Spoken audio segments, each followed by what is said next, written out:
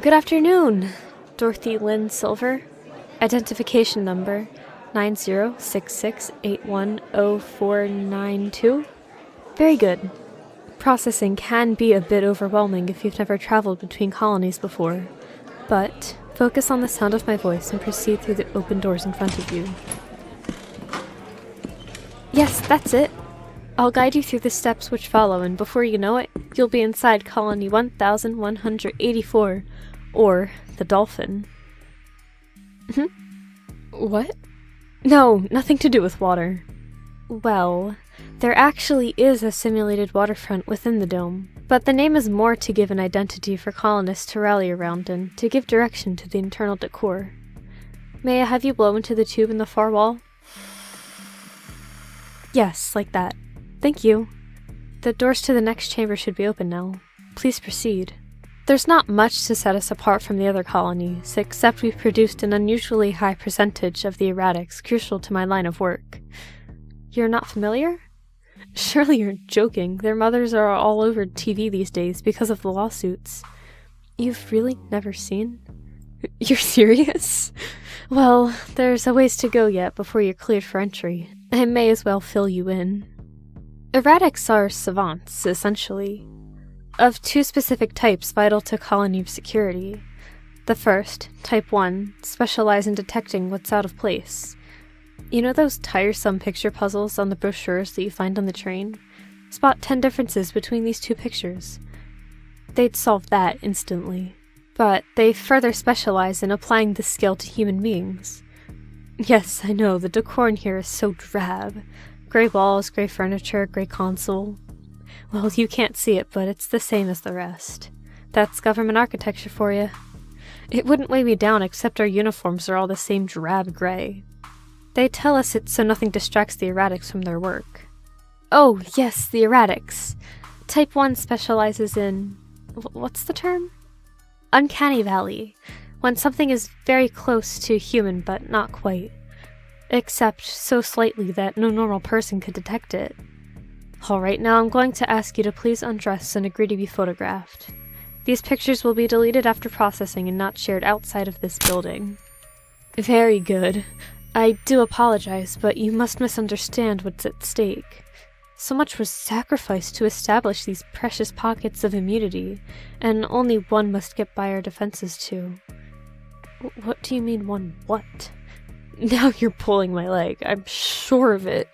Here, have a look at this. A video plays on the monitor of a recent processing of an elderly man. When he undresses, he is judiciously blurred to preserve modesty. Photographs are taken, then a few seconds later, alarms sound. He runs for one of the doors, but a steel shutter falls into place. Likewise with the other door.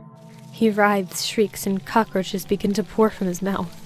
His now jet-black eyes widen, his jaw dislocates, then hangs open so the flow of roaches can accelerate. Whisper thin black tendrils emerge from its mouth and eyes, probing the limits of the room. His arms split apart, and multiple long boneless appendages resembling gray pulsating tongues emerge from both stumps. Each one causes a spreading web of black sticky fibers on the wall wherever it touches, however, briefly. A moment later, the room is engulfed in flames. That one was unusually easy. We almost never get them with Type 1s anymore. They're really just the initial filter to pick out the sloppy ones. Type 2s do the real heavy lifting. Hardcore pattern recognition savants. We print out sheets of figures for them to scrutinize.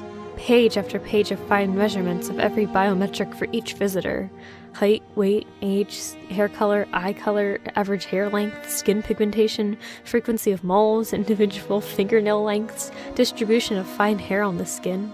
Everything conceivable. They spot patterns in the figures, common only to things we're trying to exclude.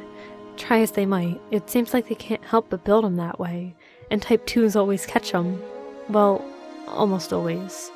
Never forget Colony 813. There's no shortage of controversy. Is it right to use children this way?